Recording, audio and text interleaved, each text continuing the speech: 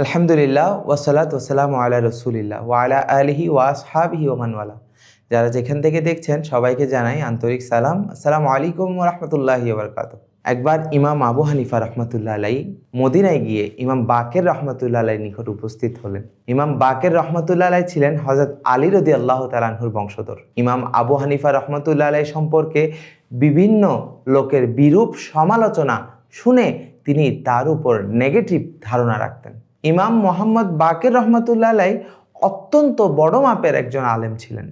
Medina শরীফে ইমাম আবু হানিফার সাথে ওনার সাক্ষাৎ হলে তিনি ইমাম আবু হানিফা রহমতুল্লাহ আলাইকে লক্ষ্য করে বললেন, আপনি তো আমার মাতামহ অর্থাৎ রসুলুল্লাহ সাল্লাল্লাহু আলাইহি ওয়াসাল্লামের দিনকে কিয়াস দ্বারা পরিবর্তন করে দিয়েছেন।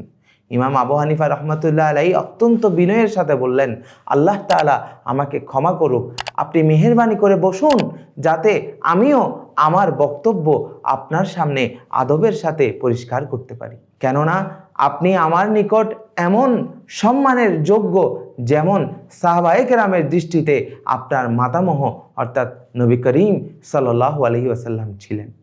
ইমাম বাকের রহমতুল্লাহ আলাই বসলেন এবং ইমাম আজম আবু হানিফা রহমতুল্লাহ আলাই হাঁটু গেড়ে আদবের সাথে ওনার সামনে বসলেন।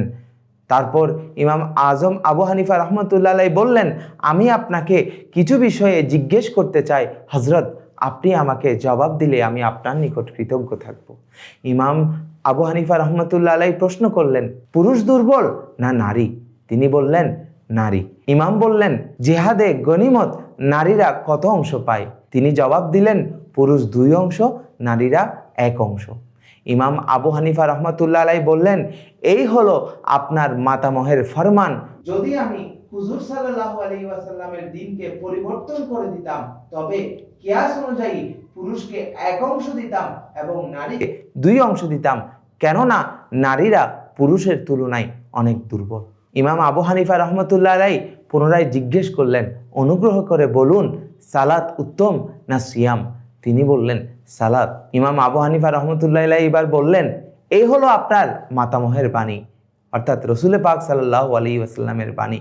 যদি আমি এই বাণী পরিবর্তন করতাম তবে নারীদেরকে বলতাম ঋতুস্রাব থেকে পবিত্র হওয়ার পর সাওমের পরিবর্তে ছুটে যাওয়া সালাত আদায় করো, কেননা সাওম থেকে সালাত উত্তম। ইমাম বাকের রহমতুল্লাহ আলাই এবার দাঁড়িয়ে গেলেন। ইমাম আবু হানিফা রহমতুল্লাহ আলাইকে তিনি বুকে জড়িয়ে ধরে কপালে চুমু খেলেন, তাকে সম্মান করলেন। এরপর ইমামে আজম রহমতুল্লাহ আলাই ইমাম বাকের রহমতুল্লাহ আলাইয়ের শিষ্যত্ব গ্রহণ করে দীর্ঘদিন যাবৎ ইলমে মারিফতের তালিম হাসিল করেছেন এবং তিনি বলেছেন, লাউলা সানাতান লা হালাকা নুমান, যদি আমি ইমাম বাকের রহমতুল্লাহ আলাইয়ের সোহবতে 2টা বছর না কাটাতাম, মারিফতের জ্ঞান হাসিল না করতাম, তবে আমি ইমাম আবু হানিফা ধ্বংস হয়ে যেতাম। ইমাম বাকের রহমতুল্লাহ আলাই ছাড়াও আহলে বাইতের আরো বেশ কয়েকজন গুরুত্বপূর্ণ সদস্যের সাথে ইমাম আবু হানিফা রহমতুল্লাহ আলাইয়ের আন্তরিক সম্পর্ক ছিল। ইমাম আবু ইউসুফ রহমতুল্লাহ আলাই বলেন, ইমাম আবু হানিফা রহমতুল্লাহ আলাই একদিন মসজিদে হারামে বসে ফতোয়া দিচ্ছিলেন। সে সময় হজরতে ইমাম জাফর সাদেক রহমতুল্লাহ আলাই উপস্থিত হলেন এবং মানুষের মাঝে দাঁড়িয়ে রইলেন। ইমাম আবু হানিফা রহমতুল্লাহ আলাই জানা মাত্রই দাঁড়িয়ে ইমাম জাফর সাদেক রহমতুল্লাহ আলাইকে আরজ করলেন, ইয়া ইবনে রসুলিল্লাহ লাউ আলিমতু লামা কাআতু ওয়া আনতা কাইমুন ফাকালা ইজলিস ফাফতিন নাস ফাআলা হাযা আদরাকতু মিন আবাই। হে নবীজির আওলাদ, যদি আমি আপনার সামনে দাঁড়িয়ে থাকার কথা জানতাম তাহলে আমি কখনোই বসে থাকতাম না। তখন ইমাম জাফর সাদেক রহমতুল্লাহ আলাই ইমাম আবু হানিফাকে উদ্দেশ্য করে বললেন, আপনি বসুন, ফতোয়া দিন, আমি আমার বাপদাদাদের এভাবেই করতে দেখে এসেছি। শুধু তাই নয়, ইমামে আজম আবু হানিফা রহমতুল্লাহ আলাই আহলে বাইতের সদস্যদের জন্য প্রচুর অর্থ খরচ করতেন। বর্ণিত আছে, কানা আবু হানিফা রাদিয়াল্লাহু তাআলা আনহু ইউআযযিম আহলাল বাইতি কাসীরা ওয়া ইয়াতাকাররাবু বিল-ইনফাqi আলাল মুতাসাত্তিরিনা মিনহুম ওয়াজ-যাহিরিনা হাত্তা কিলা আন্নাহু বাআসা ইলা মুতাসাত্তিরিন মিনহুম বিইসনাই আশারা আলফা দিরহাম। অর্থাৎ আবু হানিফা রহমতুল্লাহ আলাই আহলে বাইতের সদস্যদের প্রতি অনেক সম্মান প্রদর্শন করতেন এবং তাদের মধ্যে গোপন ও প্রকাশ্যদের জন্য অর্থ ব্যয় করতেন।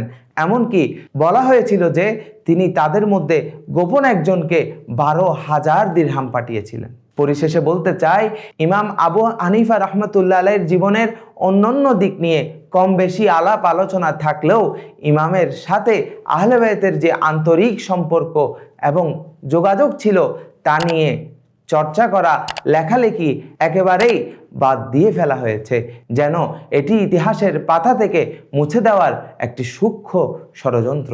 তাই অন্তত আহলে বাইত আতহারের প্রেমিকদের কর্তব্য হলো ইমাম আবু হানিফা রহমতুল্লাহ আলাইহির সাথে আহলে বাইতের সম্পর্ককে মানুষের সম্মুখে বেশি বেশি তুলে ধরা, যাতে এই ঘটনাগুলো ইতিহাসের পাতা থেকে কেউ চাইলেও মুছে ফেলতে না পারে এবং মুছা সম্ভব না হয়। আজ এই পর্যন্তই।